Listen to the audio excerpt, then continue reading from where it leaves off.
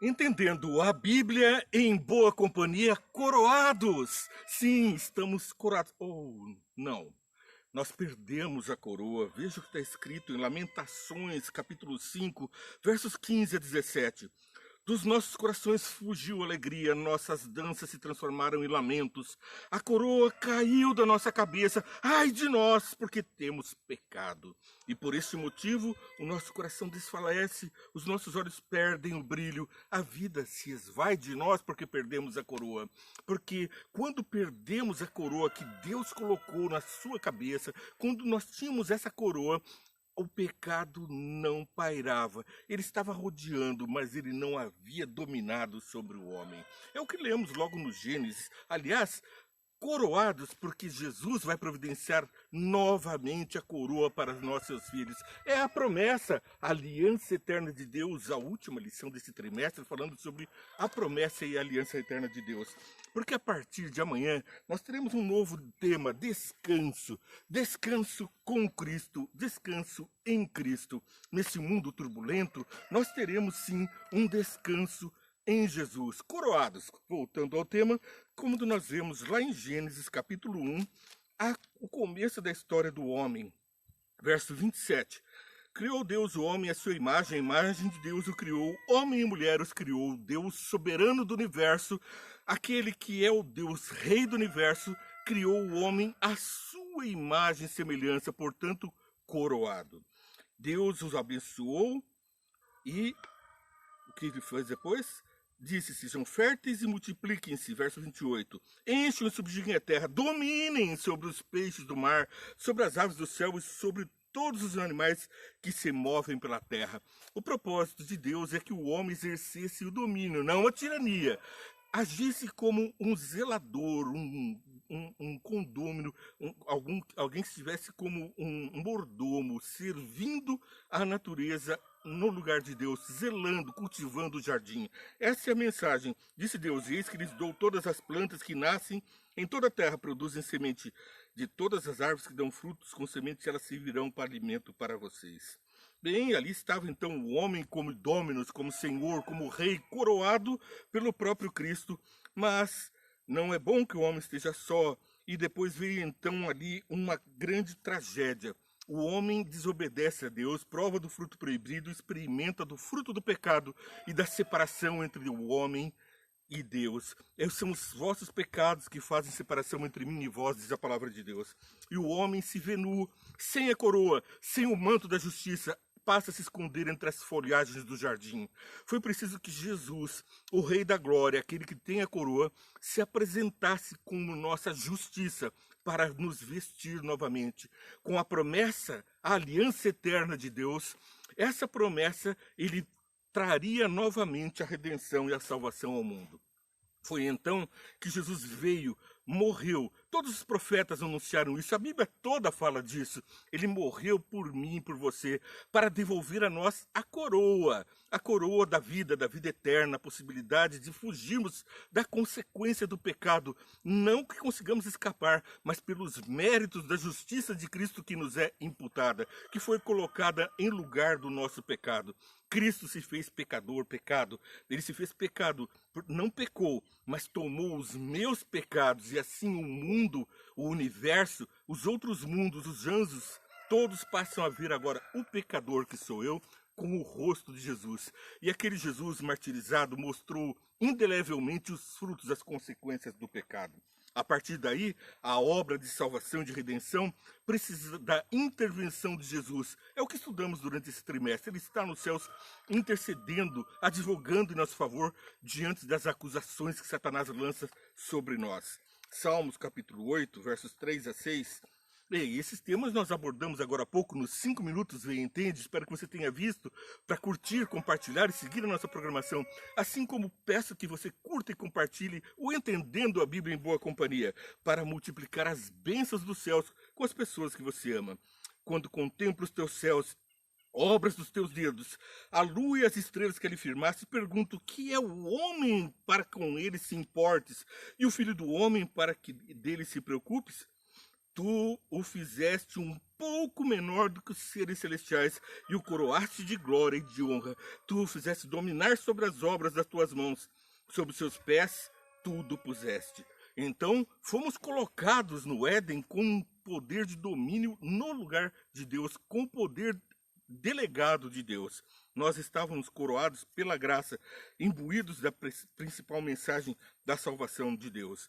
E isso nós vemos então que aquela tristeza que Lamentações falou lá no capítulo 5, 15 e 7, agora encontra em Jesus a substituição do pecado, e em Salmos o louvor, porque nós estamos agora diante da graça e da graça de Deus, do Filho unigênito de Deus. Depois nós vamos ver que Hebreus, Paulo nos diz no capítulo 2, versos 7 a 9. Acompanhe o tema. Tu o fizeste um pouco menor que os anjos e coroaste de glória e de honra. Tudo sujeitaste debaixo dos seus pés. Então Paulo prega a mesma mensagem do Antigo Testamento, que nós somos feitos à imagem e semelhança de Deus, um pouco menor do que os seres celestes. E essa glória depois veio a ser perdida. Ao lhe sujeitar todas essas coisas, nada deixou que não lhe estivesse sob sujeito. Agora, porém, ainda não vemos que todas as coisas lhe estejam sujeitas. Vemos, todavia, aquele que por um pouco foi feito menor que os anjos. Jesus, coroado de honra e de glória por ter sofrido a morte, para que, pela graça de Deus, em favor de todos, experimentasse a morte. Ele morreu em nosso lugar. Glória a Deus, porque ele, o dom da vida, trocou sua coroa celeste de ouro, de todos o seu palácio de ouro e marfim, por uma coroa de espinhos que eu enfiei na sua cabeça. Sim, a lança que eu coloquei em seu peito, os cravos que cravei em suas mãos, o meu pecado fez verter o sangue do Santo de Deus. E agora, esse sangue, enquanto eu o espetava, lavou-me. As pessoas agora veem em mim o sangue do justo, o sangue de Jesus. Por falar em coroa, você sabe o que é uma coroa? Nós vemos que as pessoas colocam sobre a cabeça adornos, chapéus, várias formas de chamar para a cabeça a valorização. É um diadema. Ali, às vezes, é colocado um chapéu e, às vezes, ouro, prata, pedras preciosas, adornos. Isso tudo faz, por exemplo, nos chapéus, aqueles chapéus grandes, antigos, fazer com que as pessoas parecessem mais altas, né? As cartolas, e assim elas tinham mais influência sobre as pessoas por onde passavam. Quanto mais alta a cartola, mais influente era aquele ser dentro da sociedade. Também os reis colocam coroas de ouro para que com isso mostrem o seu poder, o seu alcance. No Código Penal brasileiro, antes de 1940, existia uma pena curiosa. Aqueles maridos que tolerassem a traição da mulher eram obrigados a usar em seu chapéu uma pena. Uma pena. E com isso eles estavam mostrando que não passava impune aquele homem que não castigava, que não abandonava a mulher. Na segunda vez em que suportasse a traição, eram usadas duas penas. Aí surge a expressão chifrudo, que hoje conhecemos. Porque essa era da tradição, era a pena que era imposta aos maridos tolerantes. Bom, isso é apenas uma ilustração, porque Jesus Cristo sofreu a pena da coroa de espinhos, a coroa de bandidos. Ele colocou a pena da nossa traição. Somos pessoas que fomos colocados no jardim do Éden para dominar em nome dele. No entanto, entregamos-nos às paixões e Satanás dominou através de nós.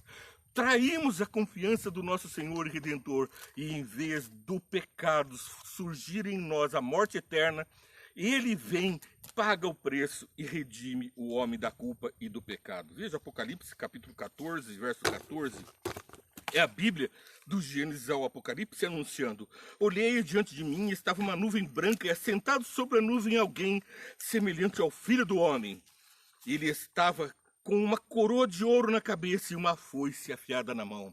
Jesus vem com a coroa para entregar a coroa aos filhos de Deus, aqueles que fazem a sua vontade. Mas aqueles que se entregam devassamente aos pecados, estes encontrarão a foice, a justiça de Deus, sem mistura, sem nenhuma forma de perdão, porque não alcançaram o galardão de Jesus Cristo. Bom, vamos ver o que nos diz aqui, Salmo 103, versos 3 a 5. Salmo 103, 3 a 5. É Ele que perdoa todos os seus pecados e cura todas as suas doenças, que resgata a sua vida da sepultura e a coroa de bondade e compaixão que enche de bens a sua existência, de modo que a sua juventude se renova como a águia. O fruto do pecado, a morte, nós encontramos em Jesus o fruto da vida, a nossa juventude se renovando. É como dissermos essa semana, o elixir da longa vida, o elixir da juventude é Jesus que restaura em nós o querer e o efetuar conforme a vontade do Pai. Bom, em Jeremias capítulo 8, verso 20, olha que advertência interessante. 8, verso 20. Passou a época da colheita, acabou o verão e não estamos salvos. Ah, que triste ação daquele que ouvida, que não atende o convite de Jesus. Deixa passar as oportunidades, deixa para amanhã, depois eu deixo esse pecado, depois eu me entrego a Jesus, depois eu falo dele às pessoas, depois eu dou testemunho. E agora passa o verão, e então ele vai encontrar: apartai-vos de mim, pois não vos conheço. Bom, agora vamos ver então o que nos diz Tessalonicenses, 1 Tessalonicenses capítulo 2, versos 19 e 20. É a sequência do nosso assunto, pois quem é a nossa esperança, alegria ou coroa em que nós gloriamos perante o Senhor Jesus na sua vinda, não são vocês? De fato, vocês são a nossa glória e a nossa alegria. Ora, eu estou dizendo o que Paulo disse: você que está aí assistindo esse programa é o motivo da minha alegria, é a minha coroa, porque aí entendemos que vamos ter estrelas nos céus, na nossa coroa. Você, estrelinha de Jesus, vai estar na minha coroa, vai colocar outras estrelas na sua coroa. Curta, compartilha, siga a programação, multiplica essa mensagem e de pregar esse evangelho a todo mundo. Um dos meios, compartilhando a mensagem de Deus ou entendendo a Bíblia em boa companhia. Assim vamos granjeando uma constelação de estrelas, de multidão de salvos para o nosso Jesus. Você é o motivo da nossa glória, o motivo da nossa existência. É o motivo pelo qual Deus me acorda e me coloca vivo. É o motivo pelo qual te dá vida para transmutar vida a outros. Segundo Timóteo, capítulo 4, versos 7 e 8. Combati o bom combate, terminei a corrida, guardei a fé. Agora me está reservada a coroa da justiça que o Senhor, justo juiz, me dará naquele dia. E não somente a mim, mas também a todos que amam a sua vinda. Alguns vão pedir: montanhas caiam sobre nós, mas outros vão estar sobre as montanhas. Glória a Deus, este é aquele que vem em nome do Senhor. É o próprio Deus, é Jesus Cristo, o Espírito Santo, e uma multidão de anjos nas nuvens para te buscar. O teu anjo te resgatando daqui da terra, ou da sepultura, ou de qualquer lugar onde um justo esteja, para ser transformado em corpo incorruptível, para uma vida eterna, cheia de glória. Não mais lembranças do mundo de pecado, ninguém mais nos te acusando. Jesus pagou o preço, estamos de novo com a coroa. Aquela coroa que nos foi dada do domínio no Éden, agora nos é devolvida para dominarmos sobre o pecado. Se hoje somos escravos do pecado, dependemos da graça de Jesus e dependemos da fé para sermos transformados.